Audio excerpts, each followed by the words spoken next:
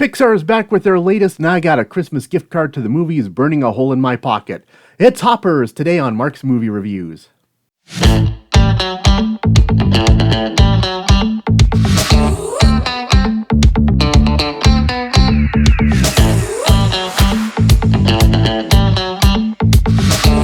Good afternoon, ladies and gentlemen. Welcome to another installment of Mark's Movie Reviews. Firstly, if you're wondering what's going on with the picture quality, my webcam died on me, so I had to dig my old one out of the closet. So that's what's going on here. My old one can only do 720p. So yeah, welcome to the early days of HD when this was considered HD. Man, growing old sucks. I don't know what it is, but I have a lot of trouble getting excited for Pixar movies anymore. I was in my teen years when Toy Story came out, and it was such a revolution in animation. Then when I started collecting DVDs, Pixar made some of the best DVDs back in the day. We got to know their animators, and Pixar felt like these plucky rebels, always pushing the limits of this new medium of computer animation. You know, I was in my teen years in the 90s when everything was indie films, indie music, and even though they were a multi-million-dollar computer company headed up by Steve Jobs, Pixar really felt like indie animation. Every new Pixar movie felt like an event. I always made the effort to get out to the theater and see the latest Pixar movie. When the pandemic hit and Disney started sending all those new Pixar movies straight to Disney Plus, it felt like a bright spot during those dark days. But then, for the past 5 years or so, I don't know if it's me or Pixar. You know, like a lot of folks, I slept on Elemental. When I finally saw it on Disney Plus, it was darn good. About the only reason why I went out to the theater to see Inside Out 2 was because it was a long weekend and I felt like doing something. And I'm glad I did because, you know, Inside Out 2 was really good. It made me cry. And then Elio, I finally saw it on Disney Plus a couple of days ago. I wanted to get ready for Hoppers. And you know what? Elio is the best illustration of the problem. Pixar used to have a little something extra, a Pixar special sauce, if you will. And even though their movies are still good, that Pixar special sauce has been missing, and Elio is the one where it's most notably absent.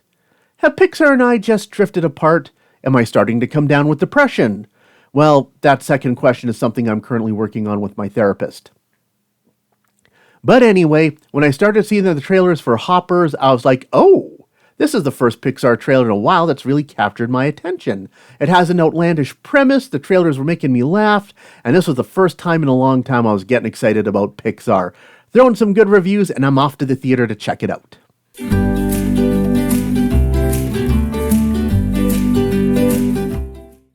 Mabel Tanaka is a young woman who has a deep love of nature and also some anger management issues.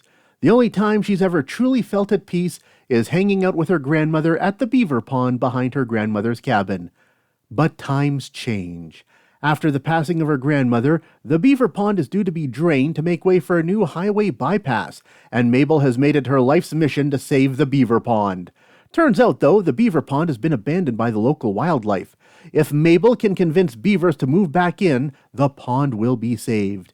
Mabel then discovers that her college professors have developed a new technology they call Hoppers. They can hop their minds into a robotic animal body to observe animals close up in the wild.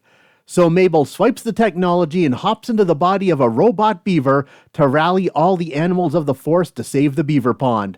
But as Mabel's good intentions begin to spiral out of control, she quickly learns that sometimes humans aren't meant to intervene in nature.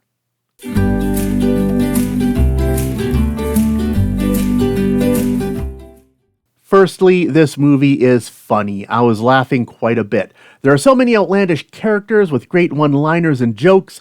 Mabel is a really great character too. When she shows up riding a skateboard wearing her grandma's old army jacket, I'm like, wow, this is every riot girl I knew back in college.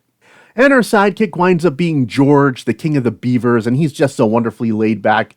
I mean, the whole buddy formula has served Pixar well ever since Toy Story, so I like that they stick with what works. Sadly, though, the big plot twist was ruined for me by the internet, but it still came as a shock. I really love it in animated films when there's something so unexpected and so out of left field, but it still serves the plot. Those are the best plot twists. It's got some good messages about conservation. In the real world, things are a lot more complicated than nature good, development bad, and I was glad it wasn't afraid to get messy in those regards. And the animation is spectacular. No matter what ups and downs happen to Pixar, their animation quality continues to be unmatched.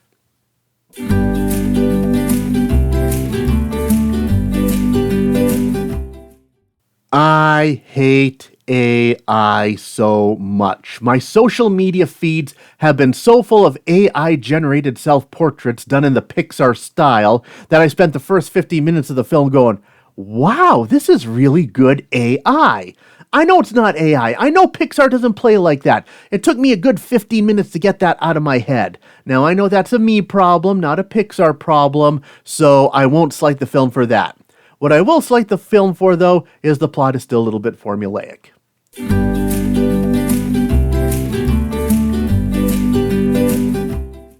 I really enjoyed Hoppers, you guys, but I don't know. It still felt like it was missing that Pixar something special. Maybe it is depression. Maybe Pixar's been doing this for so long that like everything in the 90s, it's gone mainstream. I don't know. I think it's time for me to go have my existential crisis elsewhere. But in the meantime, 3 nibs.